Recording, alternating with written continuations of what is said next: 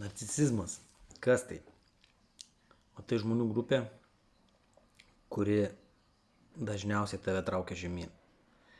Ir tie žmonės dažniausiai būna tavo aplinkoj, tu jų net nepastebi, nes jie labai gerai moka manipuliuoti. Kaip atpažinti ir kuom skiriasi narcizas nuo sveiko žmogaus? Sveikas žmogus pasitikė savimi ir jisai žino savo stiprybės, bet žino ir savo silpnybės. Jis gali priimti kritiką ir iš jos pasimokinti.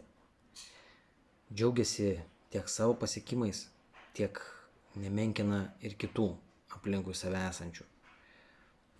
Geba atjausti ir domėtis kitų jausmais. Taipogi santykiuose jaučiasi lygiavertis. Niekada savęs nekelia aukščiau kito. Tai yra sveikas žmogus, kuris turi savo pasąmonę švarę. Neturi jokių sindromų. Tai va, o narcizai dažniausiai būna perdėtas savęs sureikšminimas. Jie visada yra geresni už kitus. Niekas negali būti geresnis už juos. Visą laiką, jeigu tu kritikos pateiki narcizui, jisai tai suvokia kaip puolimą. Ir iš karto skleidžia šitą nesąmonę, kad jį puola jisai auka. Visą laiką yra poreikis būti geresniam už kitus. Negali būti už jį geresnio. Jis visose srityse netgi geriausiai žino ir bele kokią kainą bandys nuo jūsų numušti tą temą, jeigu jūs kurią nors arba pakeisti ją, jeigu jūs žinosite geriau už jį. Taipogi labai nuvertina kitus žmonės.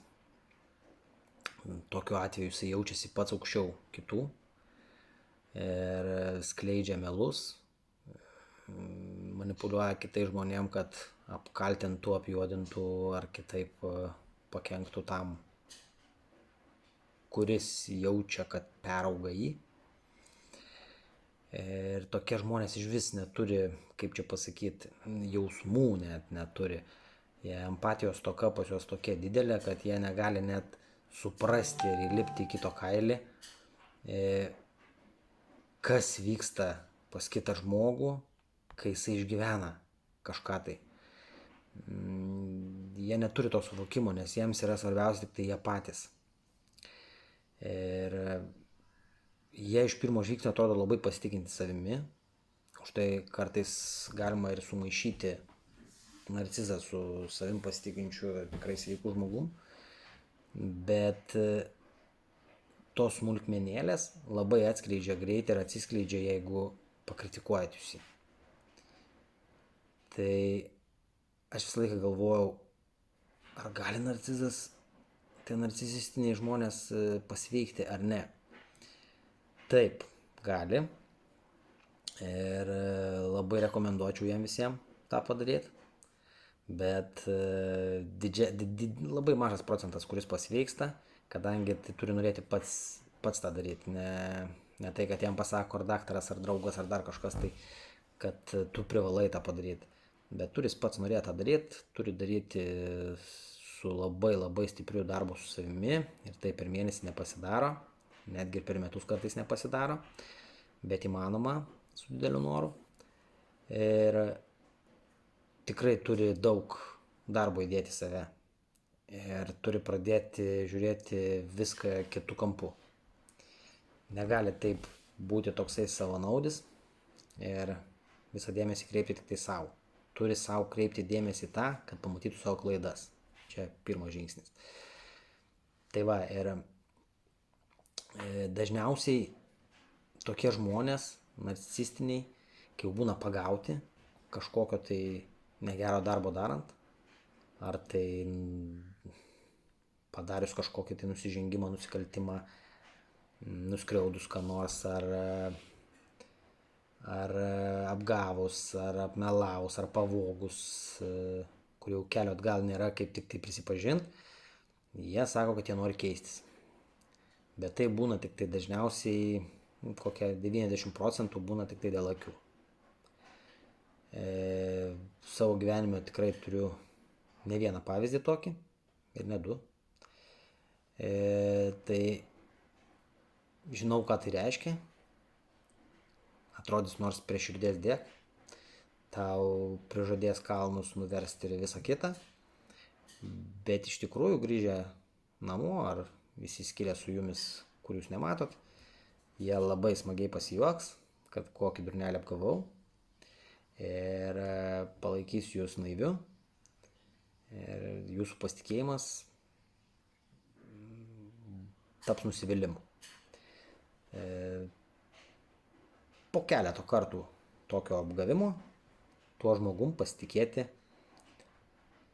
paprasčiausiai neverta, nes negerbsit savęs nemylėsite, jeigu duosit per daug šansų. Žmogus gali gauti, aš skaitau, vieną šansą, jeigu jis yra nuoširdus, jis tą šansą išnaudos. Jeigu jis yra manipuliatorius, jis to šanso niekada neišnaudos ir jis visą laiką jumis manipuliuos. Tokiu atveju jie labai sieja didelę baimę, kadangi jūs tik bijodami būsit žemiau jo lygio. Tai va, ką kalbėjau praeitam video su baime, kaip ją nugalėti, tai taipogi yra labai svarbus dalykas išsivalyti savo aplinką, nebijoti narcizui duoti kritikos ir pasakyti teisybę į akis. Tokiu atveju jūs pamatysit, ar nukris jo kaukė ar ne, nes dažniausiai jie pasiunta ir isterikuot pradeda ir daug visko gali pasakyti, ko nereikia pasakyti. Ir bando jūs išprovokuoti, kad jūs labai susinervuotumėt ir nukristumėt iki jo lygio. Bet nepaturiu to daryti, nerodyti emocijų.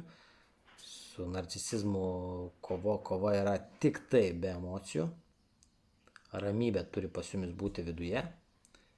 Kitu atveju, net jie jausdami tą ramybę, jie sakys, kad jūs pykstat, jūs pikti, jūs visokie neigiami, kad tą provokaciją padaryt. Vat aš nesenai tą pajutau telefono pokalbio metu.